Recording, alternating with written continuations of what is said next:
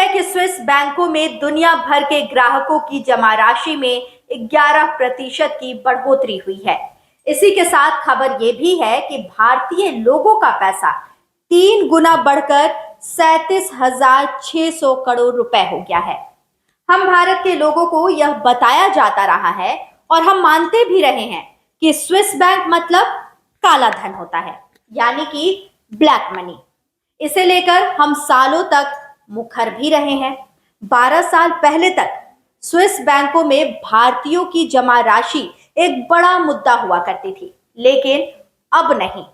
तब खूब चर्चा होती थी इसे लेकर, अखबारों में, टीवी चैनल्स पर, आपस में भी लोग इसे लेकर चर्चा करते थे। हर जगह इसकी चर्चा होती थी, लेकिन अब एक चुप्पी है, सन्नाटा है।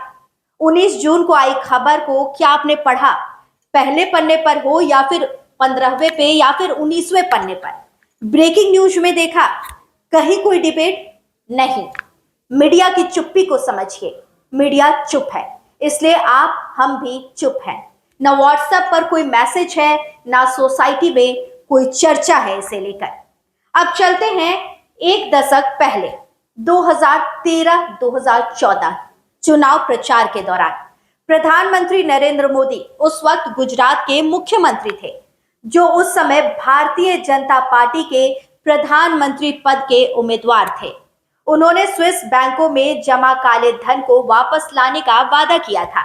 उन्होंने 22 दिसंबर 2013 को एक भाषण में कहा, एक बार ये जो चोर लुटेरों के पैसे विदेशी बैंकों में जमा है ना, उतने भी हम रुपए ले आएंगे तो हिंदुस्तान के एक एक गरीब आदमी को मुफ्त में 15 से 20 लाख रुपए यूं ही मिल जाएंगे। यह बयान उस समय काफी चर्चित हुआ और भाजपा ने इसे 2014 के चुनावों में प्रमुख मुद्दा बनाया। एक अन्य चुनावी रैली में प्रधानमंत्री नरेंद्र मोदी ने यह भी दावा किया कि उनकी सरकार बनने पर 100 दिनों के भीतर काला धन वापस लाया जाएगा। बता दें कि 29 जून 2018 को तत्कालीन वित्त मंत्री पीयूष गोयल ने कहा था कि स्विस बैंक में रखे पैसे को काला धन कहना मूर्खता है। यह बयान उस समय आया जब स्विस बैंकों में भारतीयों की जमा राशि में 50% की वृद्धि की खबर आई थी। यह बयान मोदी के 2013 के दावे से उलट माना गया, जैसे विपक्ष ने आलोचना का आधार बनाया था। एक दशक पहले तक मीडिया में स्विस बैंक और उसमें जमा राशि की खूब चर्चा होती थी।